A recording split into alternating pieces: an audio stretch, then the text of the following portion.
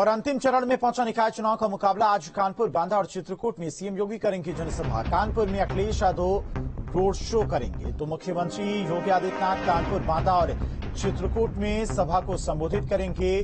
BJP candidates के लिए vote की अपील करेंगे तो वहीं अखिलेश यादव कानपुर में रोड शो के जरिए हुंकार भरते हुए नजर आएंगे।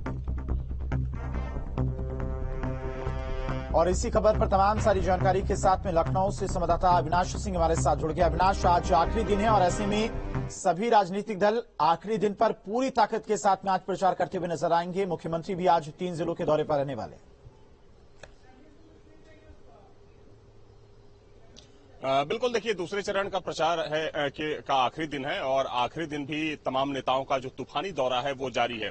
खासतौर पर अगर हम मुख्यमंत्री की बात करें तो मुख्यमंत्री लगातार, चूंकि निकाय चुनाव से पहले से ही मुख्यमंत्री के जो तमाम कार्यक्रम थे वो लगे हुए थे और आज भी मुख्यमंत्री कानपुर, बांदा और चित्रकूट में चुनावी रैलियों को संबोधित करेंगे। हालांकि वो सुबह में चूंकि कल शाम में गोरखपुर चले गए थे तो गोरखपुर में से तकरीबन 11 बजे रवाना होंगे और सबसे पहले कानपुर में एक चुनावी सभा को संबोधित करेंगे, उसके बाद चित्रकूट और बांदा। देखिए, महत्वपूर्ण बात यह है कि एक तरफ अगर हम बात करें, कंपैरिजन करें, एक तरफ अगर भाजपा है, दूसरी तरफ जो विपक्षी पार्टियां हैं, अखिलेश यादव सबसे आखिर में वो चुनावी मैदान में उतरते हुए दिखे। क्योंकि अगर हम पहले चरण की बात करें तो सिर्फ एक दिन वो लखनऊ मेट्रो में उन्होंने सवारी की। हालांकि अब आखिर में वो मेरठ के साथ साथ कुछ और जिलों में वो दिखाई जरूर पड़े हैं। आज कानपुर में वो रोड शो करते हुए नजर आएंगे। तो कहीं ना कहीं कह सकते हैं कि विपक्ष, हालांकि विपक्ष की तरफ से तमाम दावे तो जरूर किए गए कि हमने पूरी ताकत झोंक रखी है, लेकिन जो बड़े नेता थे विपक्ष के वो कहीं ना कहीं जमीन से नजारा दिखे, खासतौर पर चुनाव प्रचार की बात करें।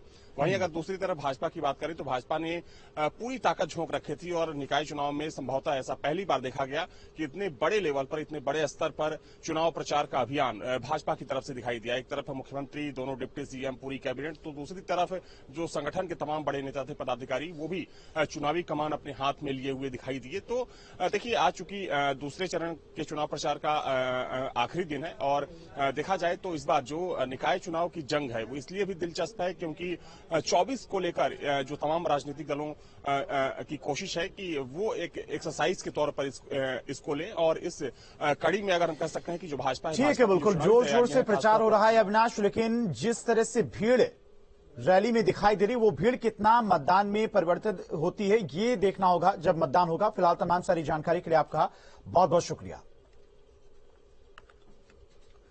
और कम मतदान फीसदी हमेशा सत्तारूढ़ पार्टी को डराता है। निकाय चुनाव के पहले चरण में पिछले साल के मुकाबले कम मतदान हुआ तो इस सियासी दलों में खलबली मच गई और इसीलिए सियासी दल कोशिश कर रहे हैं, अपील कर रहे हैं कि मतदान घर से बाहर निकले मतदाता और मतदान करें।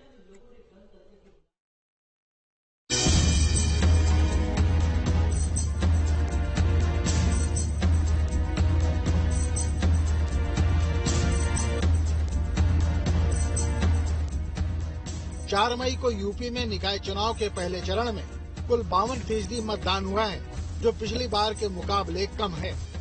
पहले चरण में 37 जिलों के 10 नगर निगम, 104 नगर पालिका और 276 नगर पंचायतों में वोट डाले गए थे।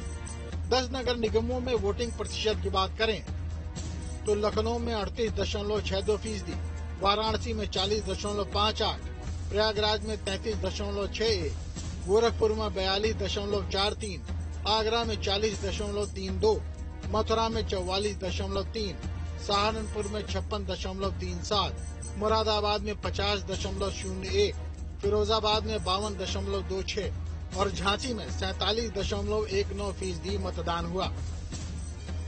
लखनऊ में पिछले साल के मुकाबले कम मतदान हुआ तो गोरखपुर में अधिक मतदान देखा गया, लेकिन कम मतदान ने सियासी पार्टियों की चिंता बढ़ा दी।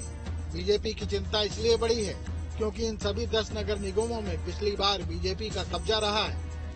ये स्थानीय निकाय का निर्वाचन शहरी मतदाताओं का निर्वाचन है और शहरी मतदाता स्वाभाविक रूप से मतदान के लिए थोड़ा उदासीन रहता है। इसी के आधार पर पहले चरण में मतों का प्रतिशत उतना नहीं रहा जितना की अपेक्षा की जाती थी, लेकिन भारतीय जनता पार्टी ने दूसरे चरण के मतदान के लिए निश्चित रूप से इसे और बेहतर बनाने के लिए बूथ स्तर तक अपनी संरचना को और सक्रिय किया है और निश्चित रूप से दूसरे चरण में बेहतर मतदान होगा और मैं आपके चैनल के माध्यम से ये निवेदन करना चाहूंगा कि लोग अधिक से अधिक